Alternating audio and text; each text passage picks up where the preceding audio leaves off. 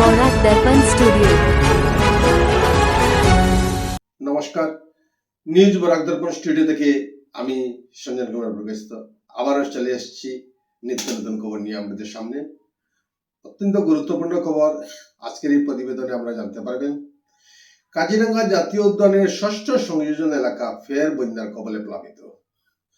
ব্রহ্মপুত্র নদের উত্তরে জামুগুড়ি হাটের দক্ষিণাংশে অবস্থিত এই অংশের এখন 40% জলমগ্ন। মহাবাহু ব্রহ্মপুত্র এবং খিলাধারী নদীর জলস্ফীতির ফলে সোমবার থেকে এই এলাকাটি জলমগ্ন হয়ে পড়েছে। বনকর্মীরা তীক্ষ্ণ নজর রাখছে যাহাতে বন্য প্রাণীদের কোনো ক্ষয়ক্ষতি না হয়। আশ্রয় এবং খাদ্যের সন্ধানে উঁচু স্থানের দিকে যাওয়ার পথে যাহাতে কোনো দুষ্কৃতিকারী শিকারী তাদেরকে শিকার না করে, তাই বনকর্মীরা সতর্কতার সহিত পাহারা দিচ্ছেন।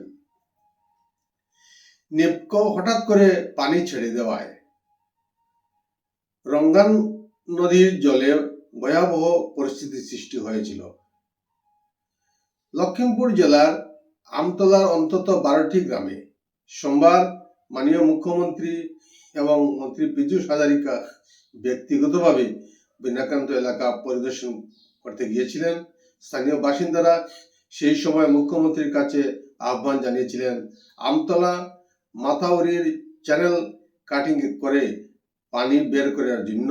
এই আহ্বানে সাড়া দিয়ে মাত্র 12 ঘন্টার মধ্যেই কার্যকর ব্যবস্থা গ্রহণ করেছিলেন। তাই এলাকার বন্যাক্রান্ত জনগণ মুখ্যমন্ত্রীকে সাধুবাদ জানিয়েছেন। আগামী 2026 সালের বিধানসভা নির্বাচনের জন্য শাসক দল বিজেপির প্রস্তুতি তুঙ্গে। আজ বাজপেয়ী ভবনে বিজেপি নির্বাচনী কমিটির এক গুরুত্বপূর্ণ বৈঠকের আয়োজন করা হয়েছে। ওই বৈঠকে নির্বাচনী কমিটির সদস্য ছাড়াও শীর্ষ নেতৃত্ব উপস্থিত থাকবেন। রাজ্যিক সভাপতি দিলীপ শইকিয়া এবং মুখ্যমন্ত্রী হেমন্ত বিশ্ব শর্মা এই আলোচনা সভায় অংশগ্রহণ করবেন। ভারতের অপারেশন সিন্দুরের পর পাকিস্তান আত্মতুষ্টির জন্য বিজয় উৎসব পালন করলেও ধীরে ধীরে আসল সত্য প্রকাশ্যে আসছে। পাকিস্তান স্বীকার করেছে ভারতের এই অপারেশনে ভারত 20টি স্থান নয় বরং 28টি স্থানে হামলা চালিয়েছিল।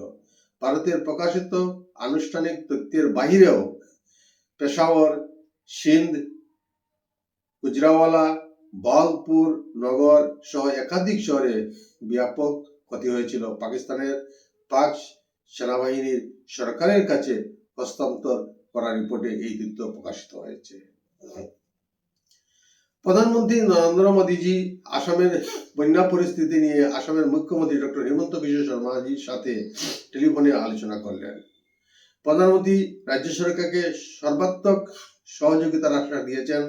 বিগত কয়েকদিনে টানা বৃষ্টিতে উত্তর পূর্ব ভারতে তীব্র বন্যা পরিস্থিতির বিষয়ে প্রধানমন্ত্রীকে বিস্তারিত অবহিত করেছেন মুখ্যমন্ত্রী ডক্টর হেমন্ত বিশ্ব শর্মা।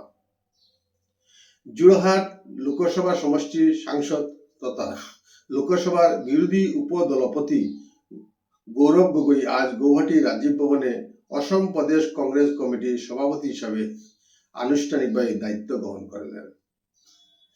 অসম প্রদেশ কংগ্রেসের পর্যবেক্ষক তথা নিখিল ভারত কংগ্রেস কমিটির সাধারণ সম্পাদক জিতেন্দ্র সিং কংগ্রেসের একাধিক জ্যেষ্ঠ নেতার উপস্থিতিতে ভূপেন বরার কাছ থেকে সভাপতির দায়িত্ব সমঝে নিয়েছেন। কংগ্রেসের এই পালাবদলে আগামী দিনে 2026 বিধানসভা নির্বাচনে পর্যাপ্ত অক্সিজেন নিয়ে দলকে আগবাড়িয়ে নিয়ে যেতে পারবে বলে সচেতন মহল ভাবছেন।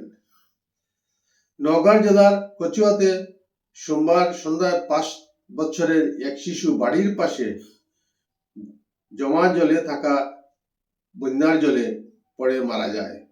তার ফলে পুরো এলাকায় নেমে আসে গভীর শোক।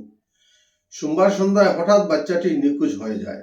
অনেক খোঁজাখুঁজির পর কোনো সন্ধান পাওয়া যায়নি। আজ সকালবেলা মাঠের পাশে জমে থাকা বন্যার জলে শিশুটির মৃতদেহ উদ্ধার হয়। এই শিশুটির নাম বিশাল রাজভর। বিশালের জন্মের পর সে মাতৃহারা হয়েছিল। পুলিশ ময়নাতদন্তের জন্য মৃতদেহ নগাঁও হাসপাতালে পাঠিয়ে দিয়েছে। আজ অসমের মুখ্যমন্ত্রী ডক্টর হিমন্ত বিশ্ব শর্মা কাছাড় জেলার বিভিন্ন বন্যাক্রান্ত এলাকায় ত্রাণ শিবিরে আশ্রয় নেওয়া অসহায় পরিবারবর্গের সাথে দেখা করেন, তাদের বিভিন্ন অসুবিধার কথা মন দিয়ে শুনেন। তিনি সরকারের পক্ষ থেকে সমস্ত রকম সহযোগিতার আশ্বাস দেন এবং প্রশাসনকে নির্দেশ দিয়েছেন দীর্ঘমেয়াদী প্রক্রিয়া এড়িয়ে দ্রুত ত্রাণ সামগ্রী প্রদান করার জন্য। আজ কাছাড় জেলা শাসকের কনফারেন্স হলে নেতা, মন্ত্রী ও সাংবাদিকদের সাথে বিভিন্ন সমস্যা নিয়ে মত বিনিময় করা হয় এবং মুখ্যমন্ত্রী রিলিফ ফান্ডে মুক্ত হস্তে এলাকার বুদ্ধিজীবী, ব্যবসায়ী, সরকারি ও বেসরকারি প্রতিষ্ঠানের কর্মকর্তারা আর্থিক সাহায্যের হাত বাড়িয়ে দিয়েছেন। আজকের প্রতিবেদনে এখানেই সংক্ষিপ্ত বিরতি টানছি। সবাইকে নমস্কার জানিয়ে বিদায় নিচ্ছি। নমস্কার।